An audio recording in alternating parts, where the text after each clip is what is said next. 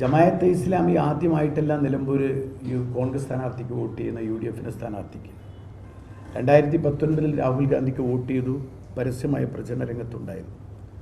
2024 രാഹുൽ ഗാന്ധി വീണ്ടും മത്സരിച്ചപ്പോൾ നിലമ്പൂരിലൊക്കെ പരസ്യമായ പ്രചരണ രംഗത്തുണ്ട്. 2024 പ്രിയങ്കാ ഗാന്ധി മത്സരിക്കുന്ന ഉപതെരഞ്ഞെടുപ്പിലും പരസ്യമായ പ്രചരണ രംഗത്തുണ്ട്. അന്നൊന്നുമില്ലാത്ത ഒരു ചോദ്യം ഇപ്പോൾ ഇടതുപക്ഷം ചോദിക്കാൻ കാരണം എന്താണെന്നുള്ളത് എനിക്ക് മനസ്സിലാവാത്തത്. അല്ല, ഞാൻ പറഞ്ഞു കഴിഞ്ഞിട്ടില്ല.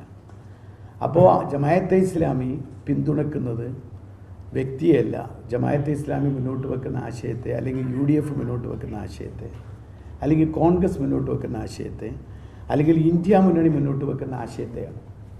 ഈ ഇന്ത്യ മുന്നണി മുന്നോട്ട് വെക്കുന്ന ആശയത്തെ പിന്തുണക്കുന്ന ആരുമായും സഹായിക്കാൻ ഇന്ത്യ മുന്നണി തയ്യാറാണ്. UDF മുന്നോട്ട് വെക്കുന്ന ആശയത്തെ ആര് സഹായിക്കാൻ തയ്യാറായാലും അവരുമായി സഹകരിക്കാൻ തയ്യാറാണ്.